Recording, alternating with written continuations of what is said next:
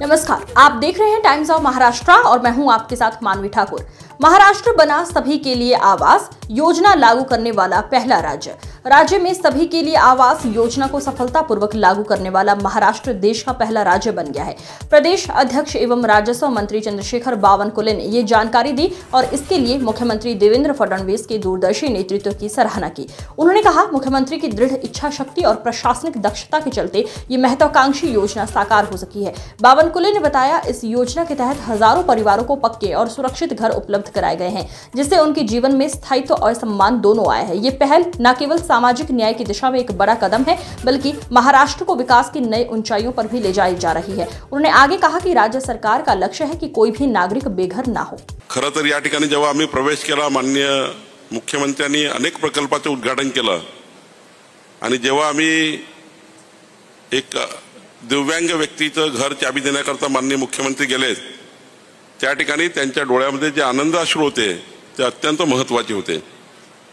खरं तर मला आठवतं की 2014 ते 19 जेव्हा माननीय देवेंद्रजी मुख्यमंत्री म्हणून शपथ घेतली आणि त्यांनी सरकार म्हणून मुख्यमंत्री म्हणून सुरुवात केली, त्यांच्या नेहमी त्यांचा संकल्प राहिलाय की माननीय प्रधानमंत्री मोदीजींनी सर्वांसाठी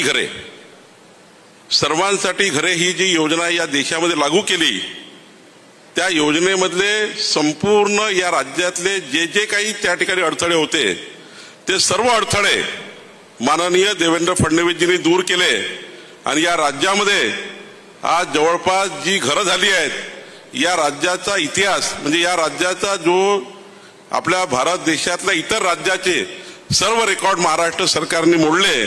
खऱ्या अर्थाने माननीय देवेंद्रजी, मी महाराष्ट्राच्या जनतेच्या वतीने आणि नागपूर शहर जिल्ह्याच्या वतीने आपले मनापासून आभार मानतो की आपण सर्वांसाठी घरे ही योजना या महाराष्ट्राला दिली आणि या सर्वांसाठी घरे योजनेच्या माध्यमातून आपण या महाराष्ट्रामध्ये मोठ्या प्रमाणावर प्रकल्प केले।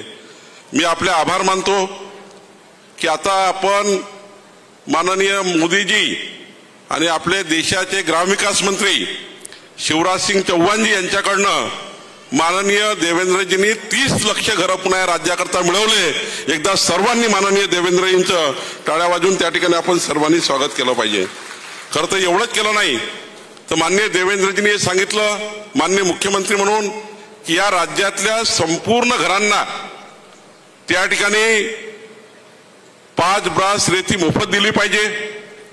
या सर्व घरांकरता जे घरं होणार आहे त्या घरांना मोफत त्या ठिकाणी वीज देण्याकरता आपले सौर ऊर्जेचा एक 40,000चा प्रकल्प दिला पाहिजे, जेणेकरून पुढचे 20 वर्ष त्या ठिकाणी वीज त्या घराला लागणार नाही, त्या रहिवाशाला लागणार नाही। याचाही प्रकल्प माननीय मुख्यमंत्री महोदयांनी मान्य केला आणि खऱ्या अर्थाने एक नवं परिवर्तन या महाराष्ट्रामध्ये आणण्याचा प्रयत्न केला।